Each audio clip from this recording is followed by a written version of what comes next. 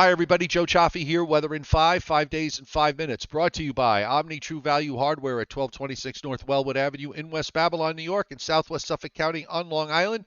And they serve the entire New York, New Jersey, Connecticut tri-state area. And a lot of that area is probably going to wind up with a flash freeze. So rock salt will prove useful. And they are Long Island's largest rock salt source. So if you can't get it where you are, you can head over to Omni. They also have plenty of all the great snow and ice melt products out there like mag ice pellets and flakes and Pellido. And of course, if we ever get a plowable event, you might need a new snowblower or two or any other supplies that will get you through this coming winter. 631-756-1125. Nowhere can you find better prices. OmniTrueValue.com is the website. A lot of watches and warnings are up already, and we're beginning to see, at least in the Northeast, they're starting to add high wind warnings up. We see them up for New England and parts of northeastern New York. We're going to see additional high wind warnings that are going to go up, and also wind advisories, probably all the way down into the northern mid-Atlantic states. We have lake effect snow warnings that are up in areas in upstate New York, and those are the areas that actually stand corrected here. Winter storm watch is up. Winter storm watch is up.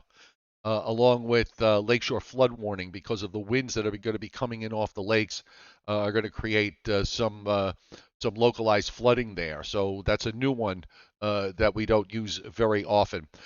Winter weather advisories from south central Pennsylvania well to the west of I-81 and down into the central Appalachians. Now, this is due to the fact that the cold air that's over the Northeast now is going to wedge into the Appalachians tonight, and we've got moisture developing in the Carolinas that's going to head into that cold air that's trapped. And they will probably get a combination of snow and sleet and maybe even some freezing rain in this zone. In the further west, in Ohio, you start to get to winter weather advisories that go to winter storm warnings from northwest Ohio westward, and blizzard warnings along the shores of western Michigan because of what should be also a pretty impressive lake effect event from this storm. Blizzard warnings up in much of northern Iowa and southeastern Minnesota, with warnings back up into Wisconsin.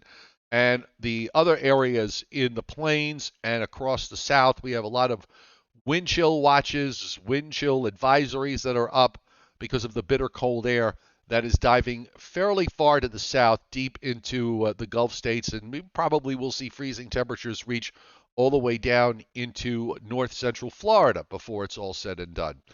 Nothing much of anything bad is happening today, obviously. If you look at the satellite, it's clear in the Northeast for the most part into the mid-Atlantic states.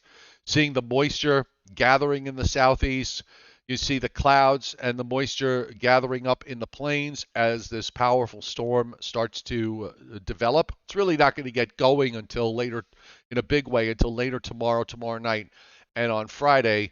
We're seeing the first snows breaking out in the northern plains and up into parts of the upper Midwest. Much of this is aloft, but not all of it. And we'll see this area increase as we go through this evening. And here's the moisture in the southeast that's starting to build, and that will eventually move up the eastern seaboard in form of a big soaking rain. And that rain, by the way, is going to make it all the way up into northern New England, believe it or not.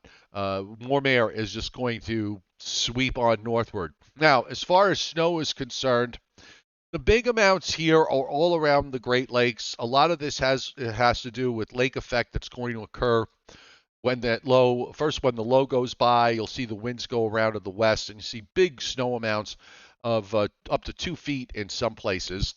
The areas that have the blizzard warnings are not going to get a whole lot of snow, mostly in a 4 to 6 inch range. The problem is that 4 to 6 inches of snow with a 50-mile-an-hour wind will produce blizzard conditions. And there could be snows as far south as northern Alabama, northern Georgia, into western South and North Carolina from this. Anywhere on the southern flank of a coating to an inch or so, maybe a little bit more in some of the higher mountain areas. And then you start to get to some 3 or 4 inch amounts in parts of the Ohio Valley. So from the standpoint of this being some huge snow producer, it actually isn't. It is more of a widespread snow producer. And the fact that lake effect is going to get involved.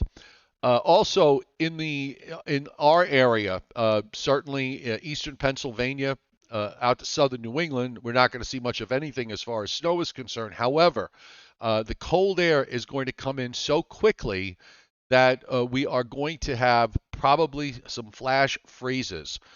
Even in places where it's just rain and the rain shuts off.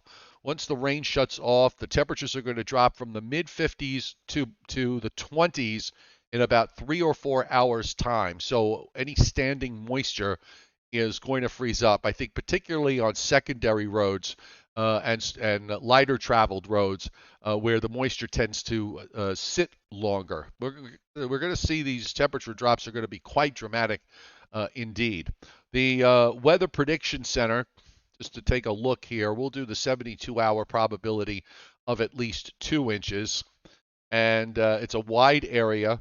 But from the standpoint of the Northeast and Northern Mid-Atlantic states, you really have to go a ways inland to get to a 50% probability of at least 2. So I would say if you drew a line from northeastern West Virginia, and some of this is going to come from tomorrow, but in eastern and northeastern Pennsylvania, and then on up the middle and upper Hudson Valley and points northward, I stand a better chance. The southern flank here could wind up with a coating, maybe a little bit more if there's still something hanging around as that cold air comes in such a rush that you could see a brief change over to snow before it ends. That's only going to add to the problem of the flash freezes that we think are going to occur. So we're going to take a look. I have one of the versions of the NAM model, and you'll see that how this all is going to play out. In fact, let me just widen this out here so we can see all of the eastern U.S. and also see the Midwest. So there's a big cold high on the upper left.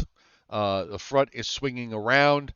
The moisture off the Carolinas is moving northward, and it brings that rain up the coast, arriving in Philadelphia probably around, say, noon or 1 o'clock, in New York City around 4 or 5 o'clock, and then reaching Boston probably sometime after about 9 or 10 o'clock. There's more to the west than there is to the east, and it just lifts up northward. And there might even be some thunderstorms with this during Thursday night into early Friday morning, hence the rainfall amounts that are going to be on the order of 1.5 inches to as much as maybe 2 to 3 inches in some places. That goes by. There'll be some residual showers as we wait for the cold front to come on through. And then around midday, we'll get rain. And you see how in the back edge is this narrow area where it changes over to snow.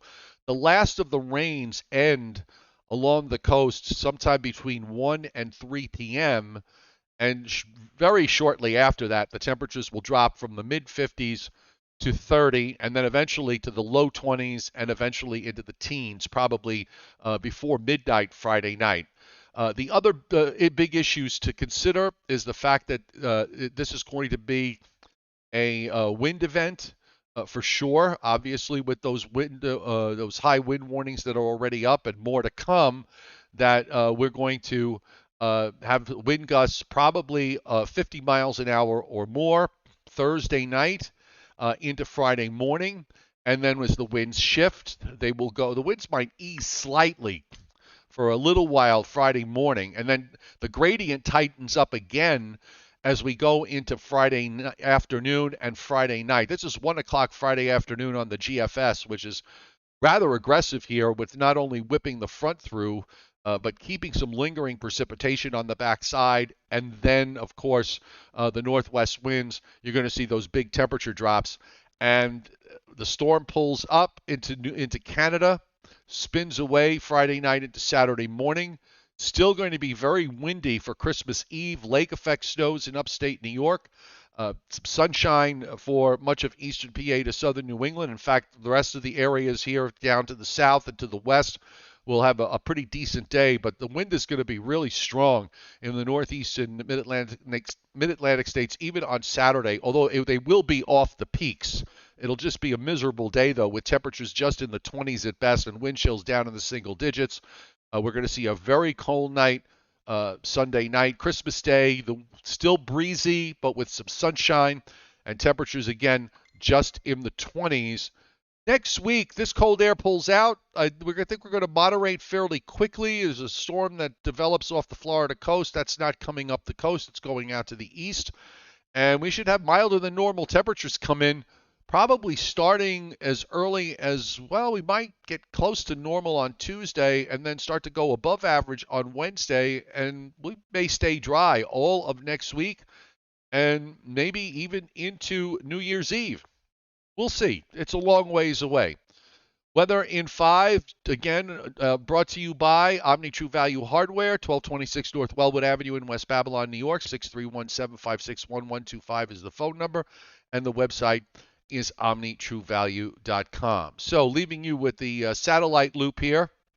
The Joe and Joe Show tonight at 7:35 p.m. on my YouTube channel. We will update you on everything, all the latest watches and warnings, all the late afternoon model guidance, the status of the flash freeze. Also, I forgot to mention this earlier. For the south-facing shorelines of Long Island and even some of the east-facing shorelines in northern New Jersey and for southern New England, there's going to be coastal flooding, and it could be moderate, and in some isolated areas, it could wind up being major as far as the coastal.